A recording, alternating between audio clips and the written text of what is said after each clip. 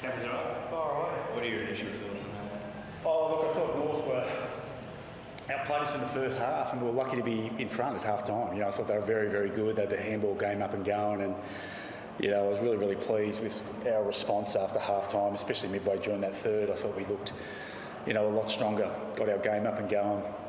Clearance game deserted us again for a little bit, and obviously then we got on top. So, you know, it was pleasing that we knew North would come out because obviously they were disappointed in their performance last week. Proud footy club. Clarko got them up and going, and we probably were just hanging in there. You know, if they had to kick some shots on goal, it could have been a different story up until half time. But after half time, I thought we had a pretty polished performance, which was nice.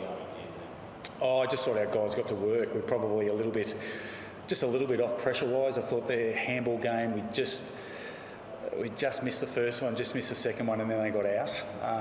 You know, it's something that when they play their best footy North, that's how they play. So we had a reasonable understanding and gave up the corridor a little bit as well. So we tidied up those sort of things after half time. What about the red time goals late in the third?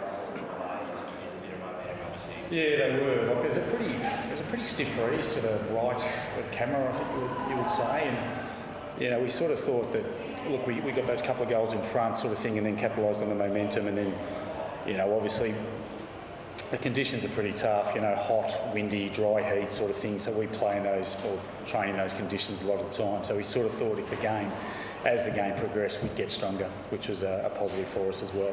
Yeah, happy with the maturity after North hit the front and then you kicked away? Yeah, I think so. We did speak to the group about that. I think, you know, one thing that I think twice this year, both Melbourne and North have been under the pump a little bit, you know, probably externally, and sides do try and respond, and, you know, probably didn't quite play our best in that first half, but managed to, you know, I thought our leaders really got to work, if I'm being completely honest. Yeah, I thought, you know, Noah, Sammy, Collins and Touk started to get their games up and going, and then Matt Rowell just got into beast mode at the end, like he really got his game up and going, which was so important. So I was pleased with our leaders' response. How well's Rowell going at the moment? Yeah, he's going really well. Like he's obviously been one of the best players in the league for a period of time, and I think this is his best season he's had thus far. Like his ability to, you know, win the contested ball inside has always been, you know, known, but I think his ability now to transition through the turnover game has become really apparent, and is what, in my opinion, has taken his game to the next level. So, you know, we're trying to get a goal a game out of him. I think we got that goal today, which is important. But, you know, he's just a wonderful player. He's a great guy to coach. Fans love him. Coaches love him. He's well loved. You're 4-0, first time in club history to start the season. Do you feel like this team is the real deal? Well, it's hard to say. The season's so long. What I do know is we're doing some things really well, and then there's some areas of our game that we can certainly improve. What I have been really pleased with is various times throughout the game we've been challenged, and our players, they've been able to stifle momentum and then build our game back up, which, you know, as I said last week, I think it was, previously we haven't been able to do that well. They've got a good understanding about what that looks like, but more importantly what it feels like, and able to turn momentum our way instead of actually being on the back foot. How do you plan to, it's obviously still a young group, but there's going to be this growing expectation as the wins keep rolling. How do you think the group will cope with some of that? Yeah, well, I think at the end of the day, if you sit there and you focus on process and what you can control and your core actions, we're going to be okay. If we allow our mind to set up into what, you know, the outcome of the game sort of thing, that's when you start to get distracted and things can go against you. So, yeah, we do a lot of work in the mental space. It's something that our guys are very strong believers in, and we're starting to see the benefit of that. If you keep your focus or your attention, you generally, you know, can get the game played how you want it to be played. In a long time between drinks for Gold Coast and South Australia in terms of victories, and obviously this ground, no one's ever played it before. Johnny Noble was saying that you set up training base to measure the dimensions. How else did you sort of prepare for the unknown of this? Yeah, well, I think, you know, it was a bit narrow. I think 16 metres or 8, I can't remember, I think it was 16, but width-wise, so that was a little bit of a challenge. So we sort of spoke to the guys about you'll run out of space a lot quicker, so the contested nature of the game will be really important. Probably a little bit more long down line stuff, which we trained. So the guys had a reasonable understanding, you know, and Touk and his group do a lot of visualisation. They visualised it, what it looked like, what it feels like, and managed to get a positive response. And, you know, I think someone said we haven't won here in 13 years in Adelaide, is that right, or something? So that's state of South Australia, which is a long time. So, you know, it's a positive. Jumper was awesome. How good was it? Very good. Very good. Yeah. Is that going to be an ongoing thing?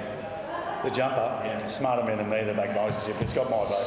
I think it's awesome. Really, really good. You seem to get fixtured all around the country. How much is it a feather in the cap to about South Australia, but to keep winning in different places and just build good confidence in the group, I guess? Yeah, I think it's important. You know, we spoke about it last year. You know, when things sort of did go a little bit like the first half this week, we just couldn't quite wrestle back the momentum, and we just would continue to play the same way. And I think, you know, Noah and his leaders have done an outstanding job about understanding what it looks like and feels like, so they can change the look of the game, which is really important because, you know, 80% of a coach's job is through the week, and 80%, you know, the 20% is on game day. We don't control a lot, but we like to prepare the players well enough that they've got a great understanding, and that's when you know your leaders have got great control over the game. So we're really pleased with that. You know, always tough to, you know, North are playing away as well. It's a little bit of a challenge sort of thing, but you know, we're pleased just to win here, which is a great game, great venue. Really enjoyed it. Gather Round's one of those. You know, it's just a great event. I think it's really exciting to come away and see other sides. A little bit awkward before the game, if that made sense. We had 3 sides in the same hotel, so but overall it was pretty good. Do you normally take buses out to these venues? Or I was just saying that you took some cars out. Yeah, well, logistics I don't worry about. I just worry about game day, and you know, we've got a wonderful sponsor, 6T, that sort of hooked us up with a lot of cars and all that sort of stuff, so you could get around and have a look. Because you know, you're at an hour out of Adelaide, so there's a lot of beautiful places here that we sort of want the players to realise that it is an honour and a privilege to play here. So don't take it for granted. Go and have a look at. You know, we went to Tanundra. Yeah, that place.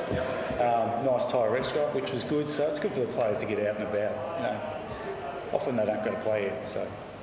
Did you pick up a Ross of red for the flight home? Well, surely when you win a game, there should be a bottle here. It's piss like that, you guys. Be better. Yeah. No. So, yeah. Did you get through on Scott? Huh? Nobe's copped a corky, but good get through on Scott. We're pretty good. Jed copped a corky, so he got that early and just started to seize up towards the back end. So we just took him off precautionary. But other than that, we're pretty good. So Butterick was probably possible to play next week, but we'll wait and see. Thanks guys. Thank you.